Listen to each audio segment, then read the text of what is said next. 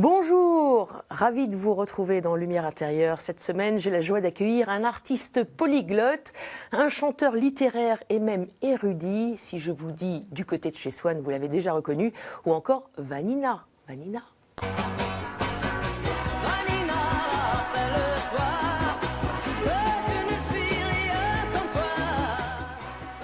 Vous aimez bien vous réécouter, Dave? Bonjour Dave. Bonjour, on ne se réécoute pas souvent. Quand on a fait une télé, on jette un coup d'œil dessus pour voir si on a bien éclairé. Et si c'est en direct, ce qui est rare, si on a bien pris la voix. C'est plutôt professionnel que pour se faire plaisir. Le plaisir narcissique avec l'âge, ça se calme. Ça se calme. En tout cas, nous sommes ravis de vous recevoir de nouveau, puisque vous étiez déjà parmi nous il y a 16 ans. Déjà. Ma première question, on sait que vous avez eu une lourde chute. Ouais. Alors ma première question, c'est « Hoe gaat het met u ?» Hoe gaat het met jou? Je réponds en hollandais, en français. Ça serait peut-être mieux en français. En français, comment allez-vous? Je vais pas mal, honnêtement. C'est-à-dire que je pense que mon compagnon, avec lequel je vis depuis plus de 50 ans, qui m'a trouvé par terre après une chute de 3 mètres haut sur la tête, il est beaucoup plus traumatisé que moi parce qu'on l'a appelé quelques 8 jours après pour dire venez parce qu'on ne pense pas qu'il va passer la nuit. Donc lui, il a eu toutes ces angoisses-là. Moi, j'ai absolument aucun souvenir. Ça s'est passé en début d'année, hein? C'est passé le 25 janvier, oui, c'est pas à l'oublier. Oui. J'ai couru, paraît-il, de bas en haut parce que j'ai la chance d'avoir une maison avec un escalier et je ne sais plus pourquoi, je cours toujours, hein, donc je suis couru et je suis clairement tombé en arrière. Il n'y avait pas encore de rambarde que depuis on a installé et je suis tombé sur la tête et j'ai fait 4 jours de coma et un mois d'hôpital, ce qui est fort intéressant, mais je n'ai aucun souvenir. J'aurais aimé au moins avoir vu Dieu, ça aurait été sympa. Parce qu'il y a des gens qui voilà, j'ai pas vu de lumière blanche. En tout cas, je m'en souviens pas. Il paraît que parfois ça revient, ce souvenir. Je sais pas trop si j'ai envie. En tout cas, vous avez l'air en forme. Donc vous allez bien. Je vais bien. Vous disiez à l'époque que vous aviez perdu l'odorat. J'ai toujours pas d'odorat et toujours pas de goût. Et c'est vrai que ça me manque énormément parce que je suis vraiment, le vrai épicurien, oui, absolument. Ouais. Pour pas dire hédoniste, pour montrer que je parle aussi grec. Mais c'est vrai qu'en plus j'adore faire la cuisine, j'ai même sorti un livre de cuisine. Donc c'est vrai que je rentre encore là tout le soir à 19h quand je travaille pas, je rentre en cuisine à 19h. Il y a ma chienne qui est en bas de mes pieds parce qu'elle sait qu'elle va manger. Clara. Clara. Et donc, un labrador elle est plus, disons que, elle est très, très blanche, donc c'est plutôt plus golden. Ça ressemble beaucoup à un labrador. Mais elle est adorable. Elle vient de la Guadeloupe et elle est vraiment elle a en commun avec les labradors et les golden qu'elles sont gentilles avec tout le monde, ce qui nous énerve un peu évidemment, parce qu'on voudrait bien qu'elle soit juste gentille avec nous. Vous avez eu presque une dizaine de chiens. 8? Ah oui, beaucoup. Il y a beaucoup, hein? Après 52 ans, oui, on en a eu beaucoup. Moi, j'ai des chiens depuis que je suis tout petit. J'ai toujours eu des chiens. Toujours vécu avec des chiens? Ouais. J'aime beaucoup disons, cette forme d'amour qu'un animal te donne. Je ne suis pas contre les chats, loin de là, mais c'est plus évident avec un chat. Et les chats aussi, ils viennent te donner des coups de tête et c'est pas antipathique non plus. Mais même quand je me souviens à l'époque, il y avait les galas de l'Union, c'était dans un cirque où les artistes allaient essayer de rapporter un peu de sous pour aider les gens moins fortunés que nous, qui sont nombreux. Et j'avais vraiment envie de caresser le lion, mais il faut mieux pas. Non, il vaut mieux pas. C'est vrai que vous aimez beaucoup les animaux. Oui, c'est vrai. Vous avez aussi une association pour les chiens guides d'aveugles. Oui, je suis parrain je suis assez heureux de faire ça parce qu'à chaque année, quand on remet entre 8 et 10 chiens à des enfants, c'est pour des enfants, hein, pour des mineurs non-voyants, c'est les joies des enfants et les joies des parents aussi. Parce que ces enfants qui sont à l'école parfois un peu quand même à part, parce qu'on ne sait pas trop comment faire, quand ils rentrent en classe avec un chien, ça devient des héros et des héroïnes. Hein. C'est autre chose, c'est très mignon. Alors tout à l'heure, vous évoquiez 52 ans que vous vivez avec des chiens. C'est ce que vous dites. Entre autres, oui. Et aussi plus de 50 ans que vous vivez avec un homme. Ouais. Patrick Loiseau, votre parolier, votre mari. Oui, j'ai un peu du mal avec ce mot-là, mais c'est vrai. Enfin, votre compagnon? Oui, je dis souvent compagnon parce que je ne voudrais pas qu'on pense que quand on a disons, la difficulté d'aimer, de tomber amoureux de quelqu'un du même sexe que vous, ça pose quand même un problème dans la société. Je veux dire, même mon père, qui était quand même quelqu'un de très large esprit, il a eu du mal à le comprendre, à l'accepter, même dirais-je. Et ma mère est une danseuse de ballet classique. Donc autour d'elle, c'est pas ce qui manquait. Oui. Les gens qu'on dit gay, comme si c'était gay, avec un Y évidemment. Mais non, moi, et c'est vrai qu'aux Pays-Bas, ils sont bien en avance sur tout ce genre de problèmes. Hein, donc vous avez quand même sauté le pas du mariage. Parce qu'avant, vous étiez paxé. Ça, je le dois à un confrère à vous, qui s'appelle Marc-Olivier Fogel, dont je pensais, comme tout le monde, que j'étais un pitbull. C'est l'homme le plus généreux que je connais. Et qui, lui, m'a dit, tu as intérêt, vu votre âge, de sauter le pas, parce que le Pax n'est pas pareil si un de vous deux meurt. J'ai failli dire un mot français là, parce que un rare mot français que j'aime pas quand quelqu'un meurt, on dit qu'il a disparu. Il n'a pas disparu. Il n'est plus là, il est mort, mais il n'est pas disparu parce qu'il est là et là. Donc j'aime pas trop ce mot. Donc Marc-Olivier Fogel nous a dit que comme on était tous les deux plus de 70 ans, pensez-y quand même, quand un des deux n'est plus là, ce sera bien que ça soit réglé comme dans un vrai mariage. Mais pour moi, le mot mariage, c'est le mot hétérosexuel, ce qui n'est pas... c'est pas grave, hein, mais c'est comme ça. Alors, on va parler, voilà, on dérive de donc Patrick Loiseau et Dave et de ce coffret qui est juste à côté de vous, 50 ans de chansons, 4 CD, un CD dédié à Patrick Loiseau, qu'on entend chanter, c'est des inédits. Ouais. Il y a 90 chansons, bon, les 3/4 sont chantées par vous. Oui, quand même. Un tiers par Patrick Loiseau. Bon, c'est un peu difficile, la question, ou peut-être pas, votre préférée quand même. Est-ce qu'il y en a une qui vous marque particulièrement? Dans les chansons? Oui. Je ne suis pas sûr de tout ce qui est, mais il y a une chanson que Patrick a écrite au moment de la mort de ma mère, qui s'appelle Dernier regard, mais je ne suis pas sûr qu'ils l'ont... Ah, ma tout y est, mais ça fait beaucoup à lire. Mais sinon, sur un plan purement comme ça, comme musicien, dirais-je, comme chanteur, j'aime beaucoup Est-ce par hasard, qui est une chanson d'origine américaine, qui s'appelle Let's Fall in Love, qui a été fait connaître par Nat King Cole. Et il y a des gens qui ont entendu cette chanson par Nat King Cole et m'ont dit « Oh, Nat King Cole chante ta chanson ». Ça me fait toujours rire parce que c'est évidemment le contraire quand on fait des adaptations. Une de mes chansons les plus connues, donc Vanina, est une chanson américaine. Il y a beaucoup de chanteurs, surtout dans les années 60, qui chantent des chansons anglaises et américaines, donc anglo-saxonnes, dont moi. Mais dans mon répertoire, du côté de Sheswan, franco-français, paroles de Patrick Loiseau, et Vanina, d'origine, s'appelle Runaway, et c'est Del Shannon qui le chantait. Et Vanina, malheureusement, nous a quittés, mais la chanson est toujours là. C'était le meilleur ami de Patrick. Et la chanson Préparer le chemin du Seigneur, ça c'est une chanson qui va bien ici sur KTO. Là. Alors là, vous savez... Qui a une histoire, avec la comédie musicale. L'histoire est longue, parce qu'en fait, moi je suis... devenu lycéen au lycée qu'on appelle aux Pays-Bas le Gymnasium, ça existe aussi en Allemagne, en français. Il y avait 4 niveaux, c'était le meilleur niveau. Lycée classique, Athenaeum, etc. Voilà, nous on avait donc le Gymnasium, c'est-à-dire que le latin, grec, et j'avais choisi ça, en accord avec mes parents, parce que je voulais devenir pasteur. Parce que mon père est d'origine juive, mais très jeune, il s'est converti au protestantisme. Et donc... Et évidemment, moi, quand j'avais 15-16 ans, je voulais aller en kibbutz pour montrer que j'étais d'origine juive. C'est sa sœur, qui était une rare survivante de sa famille, qui m'a dit « Tu ne seras pas le bienvenu parce que ta mère n'est pas juive. » Et donc, voilà. Mais en fait, tout ça pour vous dire que j'ai toujours été très, je dirais presque, si ce n'est pas trop populaire à dire, très en contact avec l'au-delà et donc avec Dieu. Et quand j'étais dans mon lit à 10-12 ans, que je savais qu'on allait à la mer, je priais tous les jours pour demander à Dieu de faire attention pour que personne de ma famille se noie. Et je disais, et si personne se noie, je vous jure que je deviens pasteur. Je me confierai, je donnerai toute ma vie à vous. Je lui parlais comme ça. J'avais 10-11 ans. Hein. Et personne ne s'est noyé. Mais vous n'êtes pas devenu pasteur pour autant. Non, parce que j'avais un pasteur. Une des raisons pour lesquelles je voulais devenir pasteur, dans ma famille, on était donc papa, maman, 2 frères et une sœur, on était 6. Et le seul qui allait au temple, comme on dit en France, à l'église, comme on dit chez nous, c'était mon père et moi. Et ma mère était très violemment athée, fils de socialiste de première heure.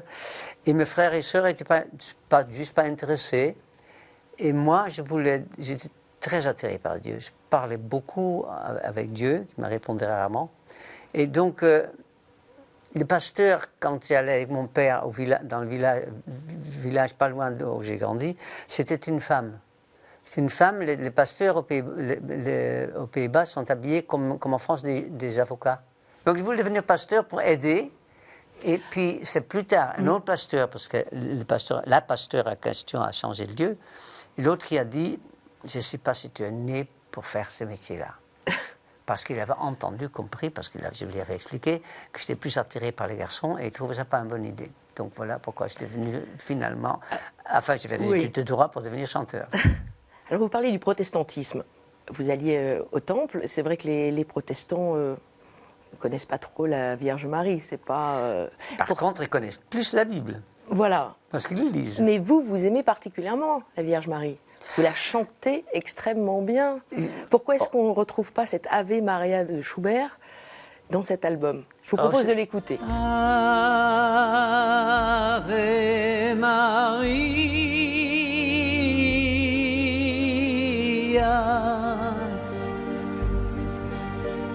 toi que le ciel a choisi pour être la mère humble et sublime du Fils que Dieu nous a envoyé. Ton cœur rayonne de bonté et d'humanité. Tu sais, au prix de ta souffrance, combien le monde a le mal d'aimer. Tu sais, la compassion immense qu'il faut encore et toujours donner.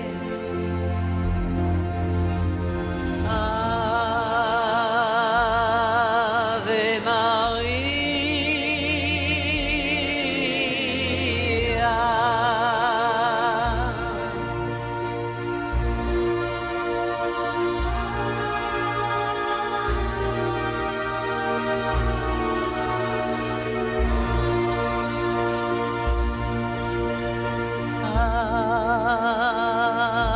Ave Maria,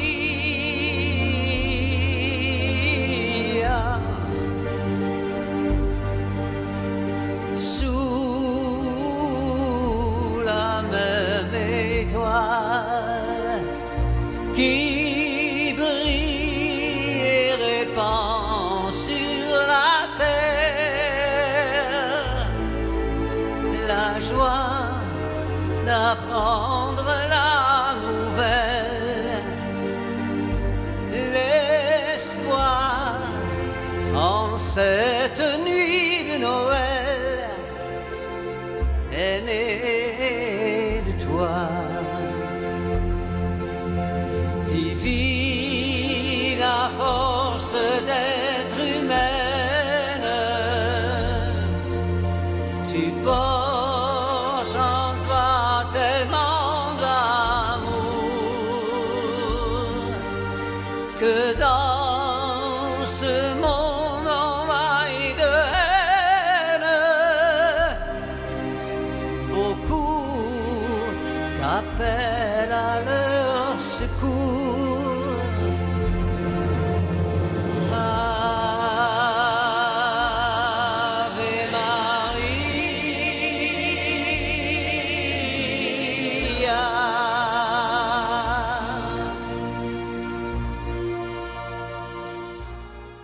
Voilà, un Ave Maria de Schubert extrêmement émouvant. Vous avez eu la gentillesse de nous chanter juste avant l'émission. Merci beaucoup, Dave. C'était un plaisir de les chanter. Je suis, à chaque fois une quand je les émotion chante, assez fier du parolier Patrick Loiseau. Parce qu'il n'est vraiment pas croyant. Il est tellement pas croyant que je pense qu'il croit en Dieu. Parce qu'à ce point-là, il y a une raison d'un rejet comme ça. Enfin bref, c'est un autre sujet. Intéressant. C'est un autre sujet.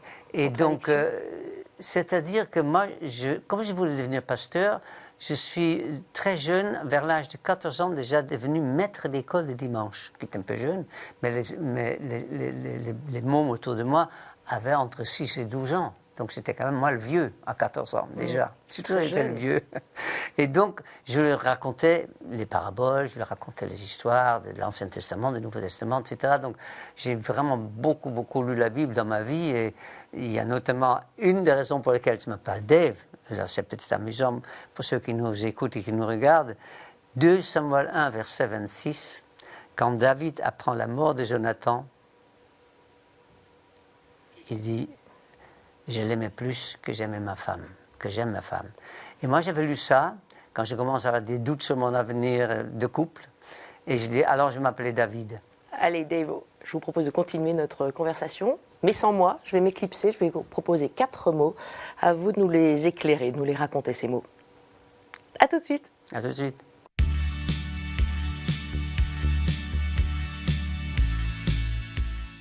Alors, Dave, est-ce que vous êtes bien tout seul? Je ne suis pas loin. Merci, ça me rassure. Alors, le premier mot que je vous propose, je vais dire forcément, c'est le mot Pays-Bas. Pays-Bas. Ah, les Pays-Bas. Ah. Ce plat pays qui est le mien, comme dirait Jacques Brel, qui était belge. Mais la Belgique, vous ne le savez peut-être pas, mais faisait partie de notre pays jusqu'à 1838.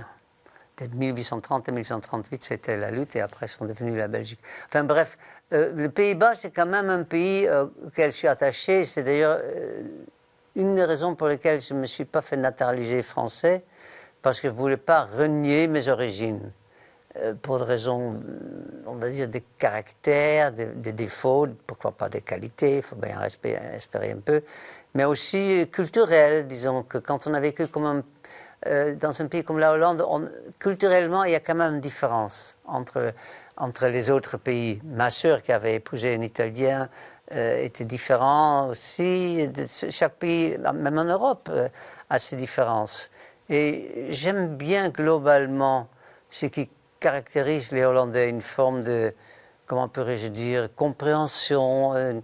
Ils ont une certaine avance peut-être sur les pays latins ou latins. J'ai toujours des doutes sur les gens. Disons que par exemple, il y avait à l'époque une émission qui s'appelle 60 minutes pour les catholiques, c'est drôle, une émission le dimanche, et il y avait des homosexuels qui ont dit, mais il y a autant d'homosexuels que de catholiques, on fait 60 minutes pour l'homosexuel. C'est un bon exemple. Où il y a une espèce de forme de compréhension, de tolérance. Maintenant, il y a autant de bons et de mauvais néerlandais qu'il y a des bons et mauvais allemands, de bons et mauvais français et luxembourgeois. C'est toujours pareil. On est tous plus ou moins bons suivant les moments. Mais je suis content quand même d'être hollandais. Né à Amsterdam le 4 mai 1944. Vous parliez des qualités des Hollandais, des Néerlandais. Quels sont leurs défauts? C'est mon cas aussi, on n'est pas autant avare, dont on dit que ça des Écossais, c'est évidemment exagéré, tout ça sont des clichés, mais le Hollandais est quand même assez conscient de la valeur de l'argent. Moi, je sais que mes proches me reprochent parfois de parler un peu beaucoup d'argent.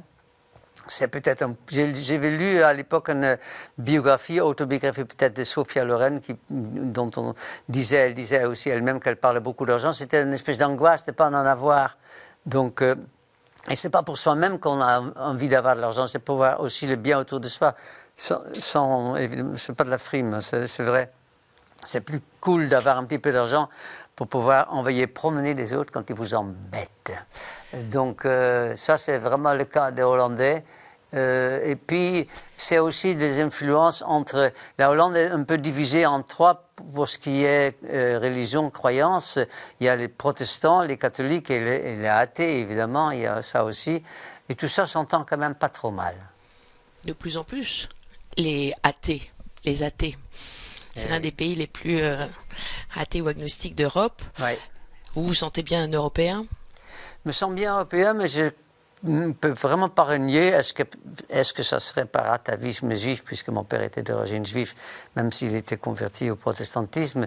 Mais moi, je parle pas mal à Dieu quand même. J'avais lu un livre de navigateur, Moitessier, je crois qu'il s'appelait, qui s'est perdu en mer, qui n'était pas croyant, qui s'est rendu compte que quand il avait besoin de secours, il parlait à Dieu. Et moi, c'est un peu dans ce contexte-là que je parle pas mal à Dieu depuis mon accident, ce qui est quand même un moment assez difficile dans ma vie, donc il y a bientôt un an. Je me suis mis à reprier un peu plus, mais j'ai toujours beaucoup prié. Ça me fait du bien, même s'il ne nous répond pas directement. Donc ça, c'est quand même une preuve de foi quelque part. Je crois que c'est Paul que les catholiques appellent Saint Paul, qui disait que plus on demande à Dieu, plus on prouve qu'on croit en lui. Ce n'est pas aussi simple que ça, mais c'est une explication qui prouve ma naïveté. Vous demandez beaucoup à Dieu? J'ai toujours demandé pas mal, oui. Et beaucoup obtenu? Ça, c'est un autre problème. Mais disons que... Et vous remerciez un peu? Je remercie beaucoup Dieu. Vous savez, la chute que j'ai faite, je ne le savais pas non plus, mais je peux dire aux gens qui nous regardent qu'il y a plus de 20 000 accidents par an dans les escaliers chez des gens. Et avec plus de 60% des gens au-dessus de 60 ans, ce qui est mon cas. Et quand donc j'ai échappé vraiment à pire, j'aurais pu être mort, j'aurais pu être tétraplégique, j'aurais pu avoir plein de problèmes plus graves que j'ai. Et donc là, je trouve que le moindre des choses, c'est de remercier Dieu. Et puis je suis aussi, et je vais peut-être calmer un peu les gens qui nous écoutent, que ça énerve, je suis un grand amateur de science-fiction. Et depuis que j'ai 14 ans, j'ai tout lu ce qu'on peut lire là-dessus. Et j'aime bien quand il y a des extraterrestres. Et s'il y en a bien un extraterrestre, on peut l'appeler Dieu si on veut. J'aime bien aussi quelqu'un qui a demandé à Einstein, qui était quand même pas un con, s'il était croyant. Et il a répondu, ça dépend ce que vous attendez par là. Et ça dépend ce qui est pour vous Dieu. Les Juifs, par exemple, ne donnent jamais le nom de Dieu. C'est celui qu'on ne nomme pas. Il y a plein de trucs comme ça. Tiens, on va passer au deuxième mot, et c'est le mot loyauté. Peut-être qu'on va reparler d'atomes, justement, crochu, ou pas. Je me disais que c'était un mot peut-être qui vous convenait mieux que fidélité. Qui m'arrange. Non, qui m'arrangeait. Qui vous arrange. Qui m'arrangeait quand j'étais plus jeune. C'est-à-dire que, je pense que la plupart des couples qui nous regardent, qui me regardent et qui m'écoutent, qui nous écoutent, savent très bien que la fidélité, au bout de plusieurs décennies, avec deux personnes qui vivent une vraie histoire d'amour ensemble, devient une denrée un peu plus compliquée. Je ne suis pas ni sexologue, ni psychanalyste, ni psychiatre, mais il paraît qu'au bout de 7 ans souvent, ce problème se pose dans le couple. Et donc, il y a, comment on pourrait se dire, une envie d'être fidèle, mais on n'y arrive pas toujours, il y a des tentations. Et donc, c'est pour ça que quand on me dit tu es fidèle, je réponds je suis loyal. Parce que je n'ai jamais dit à personne d'autre que celui avec lequel je vis depuis 52 ans, que je l'aimais. Je pense que là, l'amour est fidèle. Le corps est faible. Voilà. Changeons de sujet. On évolue sur le même sujet. Comme on parle des qualités, on parle de la loyauté, parlons de la moralité. Ça, c'est un autre mot peut-être qui vous parle. Ouais, vous qui êtes un lecteur de Crimes et Châtiments de Dostoïevski. Oui, il y a beaucoup... Vous l'avez souvent éprouvé, cette moralité. C'est-à-dire que je pense que, en effet, il y a des exemples. Dans Crimes et Châtiments, il y a le jeune étudiant qui s'appelle Raskolnikov qui tue une vieille juive Il faut dire que la tradition antisémite en Russie était bien existante et l'est probablement encore. Donc il voulait savoir ce que ça faisait. Et il n'a pas su, comment dirais-je, renier complètement ce terrible acte. Et je me sens totalement incapable de m'imaginer de prendre la vie. Mais la moralité est... Il y a un écrivain noir américain qui a vécu longtemps en France, était rejeté aux États-Unis tout en étant respecté par ceux qui le lisaient. Il s'appelle James Baldwin, B-A-L-D-W-I-N, James Baldwin, qui non seulement était noir, mais en plus était homosexuel. Et il dit dans un de ses livres, je ne sais plus lequel, que le moral dépend aussi de ce que les autres pensent et les autres disent. C'est-à-dire que quand on dit qu'il n'est pas moral que deux hommes ou deux femmes vivent en couple comme des gens de sexe opposé, ça veut dire que le moral vous refuse. Donc vous êtes obligé de vous faire votre propre morale, mais le propre moral devrait ressembler au moral de tout le monde. Tout ça, c'est des questions... je dirais presque aussi intellectuel, et c'est un petit peu trop long pour aller plus loin dans ce sujet. Mais j'espère que j'ai une morale. Une morale. Continuons quand même sur les écrivains. Je disais que vous étiez un artiste littéraire. L'un de vos écrivains préférés, c'est un Néerlandais, Cees Notenboom. Oui, et notamment avec son premier roman, un roman d'initiation, Philippe et les autres, Philippe and Andre, qui vous a inspiré à partir. Oui, c'est vrai, c'est-à-dire que... Il y a aussi une histoire d'homosexuel au début d'ailleurs. Oui, mais il est vrai que... Un taxi homosexuel. Ouais. Oh là là, il faudra que je le relise. Il y a tellement longtemps que je n'ai pas lu ce livre. J'ai eu le plaisir de le rencontrer, Cees Notenboom, qui était avec une très célèbre chanteuse, Lisbeth List, aux Pays-Bas, qui elle aussi, c'est marrant, hein, Lisbeth List a eu un accident de voiture, une hémorragie cérébrale, et elle était pendant 17 ans sans goût et odorat. C'est pour ça qu'on m'a parlé dernièrement de... J'ai fait une émission aux Pays-Bas qui s'appelle Chanson, et j'ai rencontré évidemment beaucoup de gens grâce à cette émission qui m'ont raconté cette histoire au sujet de Lisbeth List. Cees Notenboom, en effet, est un formidable écrivain. Il y en a quelques-uns, malheureusement, ne sont pas souvent traduits en français. Un de mes écrivains préférés, c'est Louis Couperus, c'est Remco Kampert. Il faut déjà être au moins moitié hollandais pour connaître tous ces écrivains. Mais la littérature hollandaise m'importait. Mais aussi, évidemment, la littérature d'autres pays.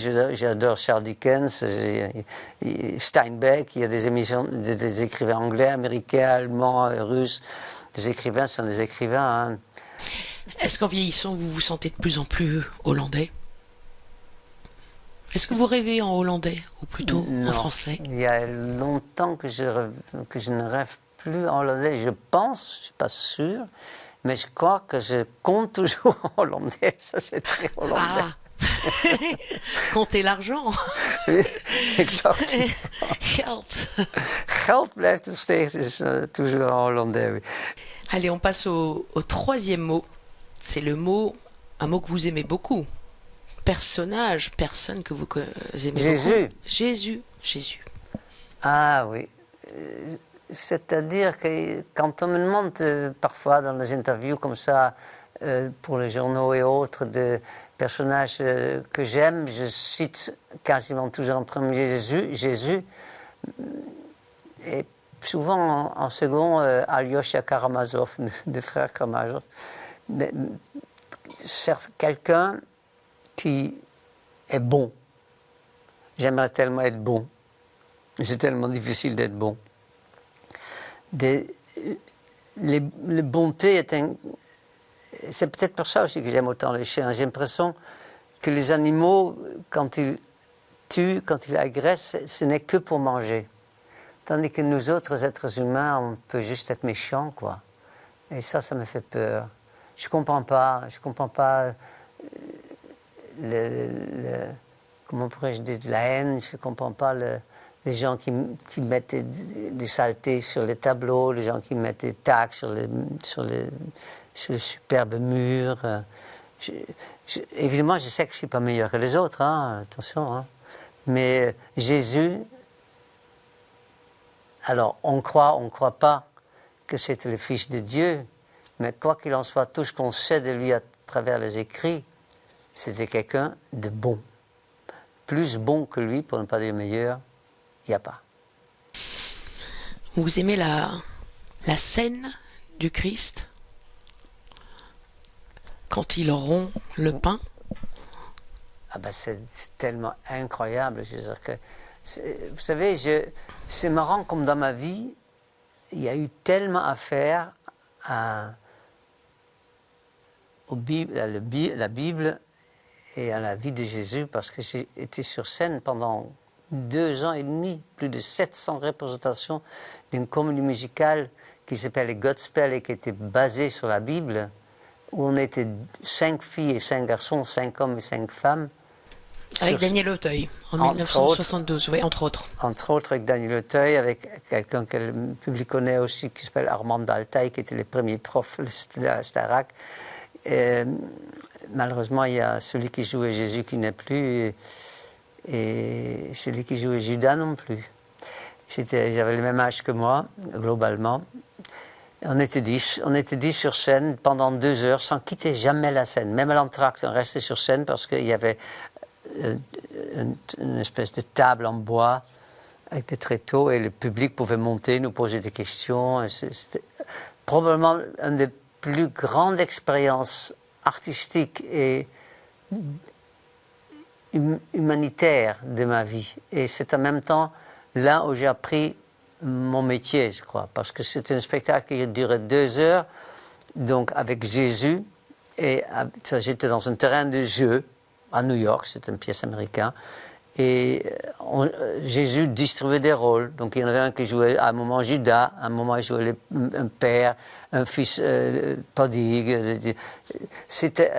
Il y a Armand Daltaï qui à un moment jouait les prostituées dans une des scènes de la Bible, etc. C'était une expérience extraordinaire qui m'a fait comprendre beaucoup de choses, je pense. Mais c'est aussi à travers des tableaux, c'est à travers des œuvres par des compositeurs comme Bach ou d'autres. C'est l'art aussi qui vous met en contact, ou une visite à des villes, je ne sais pas, ça peut être Séville, ça peut être en Espagne, ça peut être en Italie évidemment et en France. Donc tout ça fait tellement partie de notre vie que même quand on n'est pas croyant, qu'on n'est pas chrétien, qu'on n'est pas catholique, qu'on n'est pas protestant, qu'on n'est pas juif, aux musulmans d'ailleurs, Allah, Jésus, Dieu, tout ça, on le connaît tous, donc c'est un peu le même. Là, j'ai dit pour rire, comme j'ai des problèmes à cause de mon accident d'il y a 10 mois, j'ai dit j'irai prier pour retrouver le goût et l'odorat, j'irai dans une mosquée, dans une synagogue, dans un temple et dans une église, parce que c'est toujours le même Dieu. Donc voilà. Alors la scène... Et vous y êtes allé? Pardon? Vous y êtes allé? Dans ma tête. Vous n'avez pas encore fait la tournée des églises et des lieux de culte. De culte, oui. Allez, 4e mot et dernier ici. Drôle de mot, hein. Jamais employé jusqu'à présent sur KTO. Ouf! Je sais pourquoi ouf est là. Vous savez pourquoi ouf est là. Je sais pourquoi ouf est là. Est-ce que c'est une réponse où je veux faire le mariole, comme me dit souvent mon compagnon quand je rentre en télé, il m'engueule en me disant t'as encore fait le mariole, parce que c'est vrai que j'aime bien faire rire aussi, mais là c'est pas un sujet très drôle dans la mesure où c'est un épitaphe que je m'imagine si jamais on met une pierre sur ma tombe, sur mes cendres, je mettrai ouf parce qu'il y a 2 raisons. Premièrement, c'est vrai que moi, je n'ai que 78 ans, mais... Vous visez les 100 ans en plus, hein, vous l'avez souvent dit. Oui, mais on vous attend dans quelques années. Vous aussi vivez les 100 ans, il n'est pas arrivé. Mais c'est vrai qu'il y a de plus en plus de centenaires, mais ils ne sont toujours pas très nombreux non plus. Mais ouf, évidemment, c'est aussi fou en verlan. Et la folie est un des une des choses les plus importantes pour un artiste qui veut faire de la scène, il faut pouvoir être fou quand on fait de la scène. Il faut faire rire, il faut surprendre, il faut donner avant tout. Si on veut recevoir de l'amour du public, il faut commencer à donner le plus d'amour que vous avez en vous. C'est un métier qui est basé sur la générosité, comme la vie devait l'être. Et il faut être fou. Il faut être fou aussi pour être généreux parfois. Mais ouf, évidemment, c'est en même temps un peu triste, mais c'est vrai qu'on a des moments dans la vie, je regarde les gens qui nous regardent, vous verrez, quand vous avez mon grand âge, il y a des moments de fatigue où vous dites, oh là là là, c'est tellement, la vie peut être tellement pourrie, et je choisis mes mots, que ça serait bien que ça s'arrête un jour. Et c'est là où on a cette expression française, ouf, c'est fini, la souffrance c'est fini. Mais en même temps, on a envie de vivre. Moi la mort, hein, elle est tellement rentrée beaucoup trop tôt dans ma vie. C'est-à-dire que dans les années, en gros, vers 1984, quand le sida a fait son apparition, comme bien plus tard, et on connaît tous maintenant le Covid, le sida a fait énormément de morts autour de moi. 80% en gros, je n'ai pas compté exactement, de mes amis sont morts du sida, donc je connais bien la mort et je suis assez en paix avec l'idée de mourir. Et en même temps, je sais que quand je prends un avion et que l'avion fait des mouvements un peu brusques, je ne suis pas si près que ça finalement. Tu as peur quand même, quoi. Pas très rassuré, bien sûr. Ouais. Est-ce que vous avez le sentiment d'avoir connu plus de souffrance que de joie pour que le ouf s'impose finalement? Ça aurait pu être merci. Ouais, mais c'est difficile. Plus on avance dans l'âge, plus il y a des gens qui meurent autour de vous, plus vous dites... Je me souviens quand ma mère était mourante, nous étions là, les 4 enfants, parce que ma soeur était encore là aussi, donc on était tous les 4 venus voir ma mère. Et à un moment, je n'oublierai jamais, il y avait qu'elle et moi dans la chambre de l'hôpital où elle était, et ma mère était vraiment athée.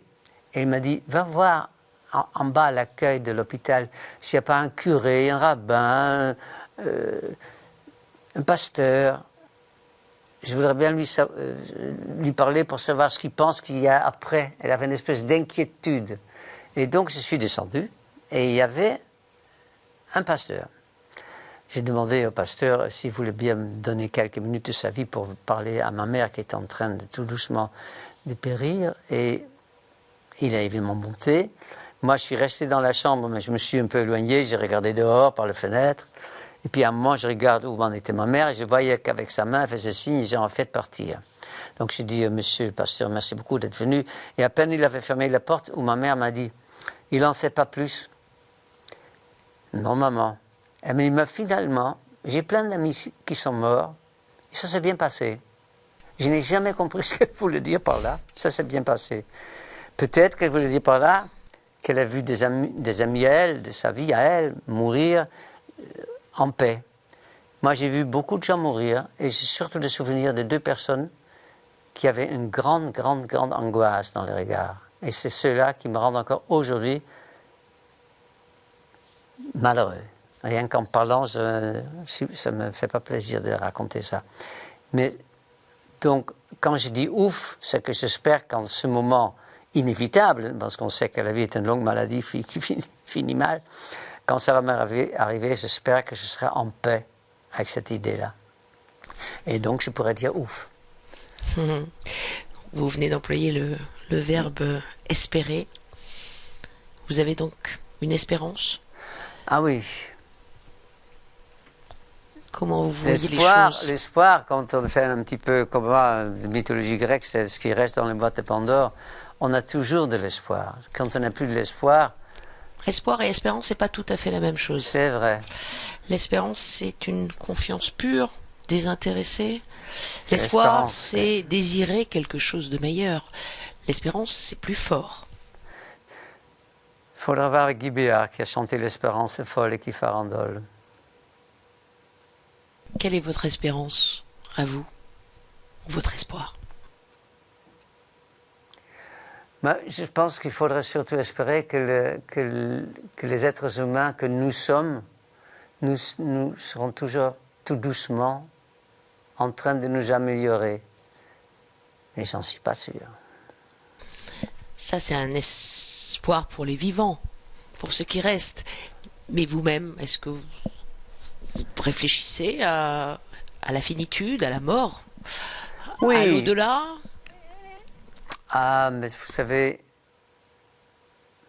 moi qui ai tellement lu de science-fiction, je pense à un livre de Bradbury où on parle de gens qui vont dans l'au-delà, on va dire dans une autre dimension, un autre monde, puis il ne revient pas parce que c'est beaucoup mieux que la vraie vie dans laquelle nous sommes aujourd'hui. C'est peut-être ça la mort.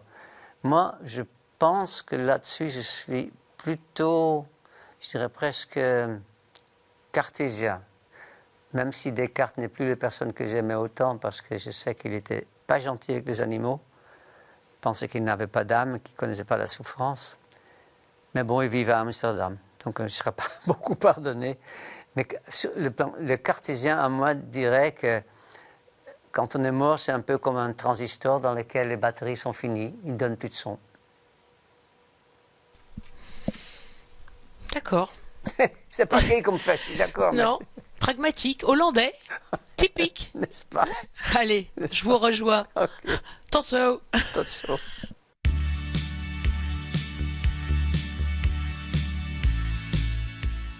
Dave, je suis de nouveau près de vous. Donc vous parliez de vie qui ressemblerait à un transistor. Avant que ça s'arrête complètement, le transistor chanterait quoi? On entendrait quoi? Non, c'est parce que quand on... Ce serait quoi la dernière chanson? Avant que ça s'arrête? La dernière chanson? Dans le transistor. Ah, oh là, j'ai pas pensé. Bah si, c'est ça que je pose comme question. Ah, oui, non, et j'ai puis pas ça pensé. s'arrête. Non, ce qui m'a frappé toujours, c'est qu'un transistor, justement, quand on est petit, on voit tous ces noms de toutes les différentes capitales qu'il y a en Europe, tout ça, c'est très international, et ça fait du son, et ça fait de la musique, conférences, puis tout d'un coup, les batteries sont, s'il n'est pas branché, et ça s'arrête. Mais il y a très longtemps. Mais c'est l'objet, donc, qui vous parle qui plus s'arrête que ce qu'il y a à l'intérieur, quand même. Oui, la musique. Ça m'avait frappé que ça s'arrête. Et je me suis dit, la vie, elle peut être comme ça. Mais je n'ai pas de l'espérance, puisque vous voulez une différence, sur l'au-delà. J'ai du mal à croire à un paradis, à un nirvana. Ça fait pas tout à fait partie de ma manière d'être. Et j'espère presque quelque part que ça s'arrête. Mais avant, je veux bien croire à la réincarnation. Parce que ça me semble génial. Sauf qu'on ne s'en souvient pas. Mais par exemple, moi j'ai un immense amour pour l'Italie et je me demande si peut-être que j'ai vécu une autre vie en Italie avant, pas savoir. On parlait des objets transistors, il y a un autre objet que vous portez souvent près de vous aussi, c'est une brosse bleue. Ah, c'est vrai. Je crois que vous l'avez. Normalement, si je suis bien organisé, oui, il est là. J'espère qu'il n'est pas cassé. Il n'est pas loin d'être cassé. C'est-à-dire que quand ça m'est arrivé, mais pas souvent qu'on demande pour faire une interview d'amener un objet qui est important dans votre vie. C'était le cas dans la précédente émission, je crois. Mais c'est plus le cas déjà, c'était pour ça. Et j'ai hésité parce que on m'a offert il n'y a pas très longtemps dans une émission de télé justement un petit bateau qui ressemble au bateau avec lequel j'ai quitté la Hollande, qui est une formidable phase de ma vie, évidemment, de liberté, d'inconscience. Mais avec lequel vous êtes arrivé en France, par les canaux. Par les canaux, oui. Le Justus, oui, qui est au fond de la mer du côté d'Israël. Et donc, j'ai cet objet qu'on m'a offert une fois dans une émission de télé. Mais là, comme je me coiffe tous les jours avec la brosse de ma sœur, qui malheureusement n'est plus, quand ma sœur est décédée, elle avait 2 enfants, 2 filles, et j'étais avec une des 2 dans son appartement, et elle me dit, prends quelque chose comme souvenir. J'étais pris de court, et puis j'étais dans la salle de bain, et je vois cette brosse, avec des cheveux d'elle. Et je dis, je vais prendre ça, parce que je penserai à elle tout le jour. Et c'est vraiment le cas, quoi. Je ne peux pas ne pas me brosser sans penser, c'est la brosse de ma sœur. Et c'est important. J'en ai une autre comme ça. Ça fait une dizaine d'années que vous brossez. Ah oui, c'est peut-être même plus que ça. Je préfère pas compter. Parce qu'elle fait partie de ces deux personnes dont je parlais qui n'étaient pas prêts, trop jeunes, dans sa tête et dans son regard. On sentait que ma mère est morte de la même manière, c'est-à-dire c'était des fumeuses tous les deux. Et c'est vrai que c'est un peu dangereux pour les poumons, c'est pas ce qu'il faut faire peut-être. Et donc, je suis content, mais j'ai aussi une porte-monnaie qu'un de mes amis qui est mort du sida avait acheté avec beaucoup de gêne parce que c'était un truc très cher et il avait un peu honte de l'avoir acheté. Et que c'est devenu, après sa mort, c'est devenu mon porte-monnaie parce que comme ça, le fait penser à lui. C'est ça où des objets peuvent être importants, quoi. J'aurais pu prendre aussi un livre, hein. Il y a tellement d'objets qui sont importants. On va parler d'un dernier objet pour finir. Ah, c'est là. Ce coffret, les 50 ans de chansons de Dave et Patrick Loiseau. Je vous conseille d'acheter, même si Noël est passé. On peut quand même l'acheter. Ah oui, on peut encore faire des courses en janvier. 90 chansons formidables, tous les grands succès de Dave et des inédits de Patrick Loiseau qu'on entend chanter quand même sur tout un CD. Il chante pas mal, il a un joli petit Il a un joli timbre de voix. Merci beaucoup. D'ailleurs, je vous propose d'écouter une de ses chansons. Allez, on va écouter Lettre à Hélène. On se quitte là-dessus. Vous pouvez bien sûr retrouver notre émission sur ktotv.com. On l'entend. Voilà. Hélène, j'ai froid au cœur, de mon côté de l'équateur, aux antipodes.